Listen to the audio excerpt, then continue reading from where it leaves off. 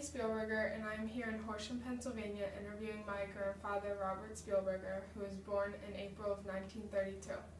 Hi, Papa. Could you tell me a little more about yourself, like where you were born and how you became enlisted in the military? Hi, Brittany. Yes, I was born in Philadelphia in 1932, and I was inducted into the military in March of 1953 through the Selective Service Act. Okay. Can you tell me a little more about your time in the Army, like what war you acted in and what branch of service you served in? I was in the Army, the United States Army. I was active as an enlisted person's disbursement officer, or clerk, I guess it was called, more of a clerk. Okay. Also, could you tell me what your rank was and where you served? Well, I started out as a private. I moved into being a private first class, and then I went into being a corporal and came out of the service as a sergeant first class. I served in Korea during the end of the Korean War from September of 1953 through March of 1955. Okay. Do you recall your first days in service? Yes. Okay. Could you tell me a little more about them? Well, a lot of it was rush. When I got to the Selective Service building in Philadelphia, we went through a rather quick physical, got some shots, immunization shots, and after which they gave us some clothes, military clothes, and then put us on the bus and took us to Fort George Meade in Maryland.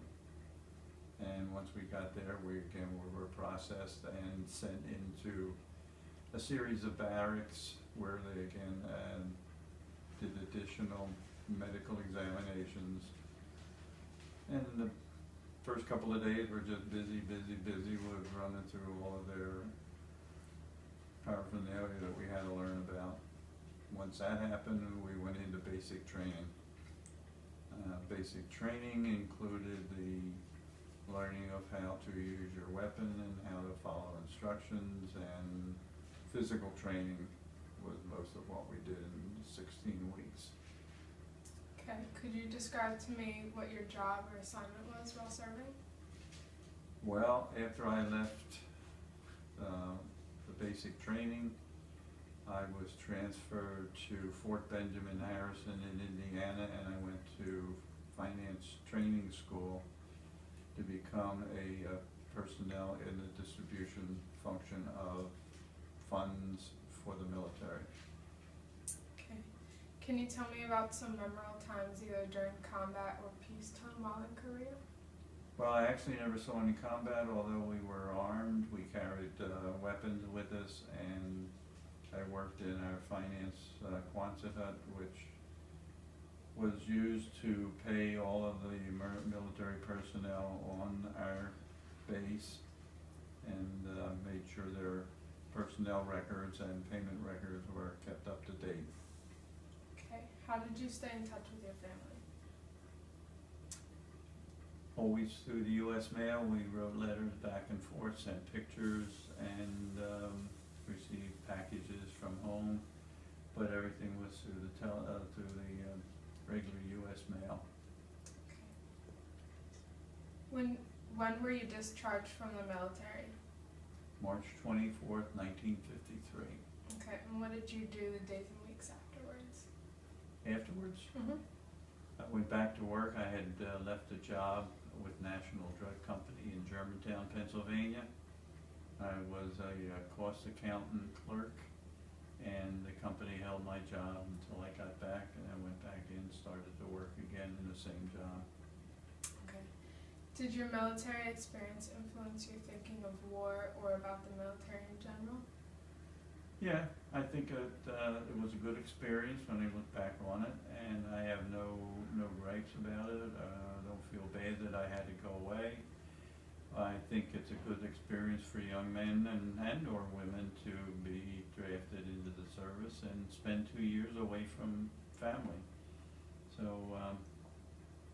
think it's a good thing for the country to do that to all of their young people coming up. Could you tell me how your service and experience affected your life?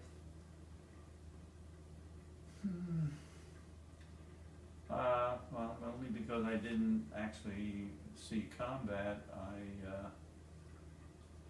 I can't explain why I feel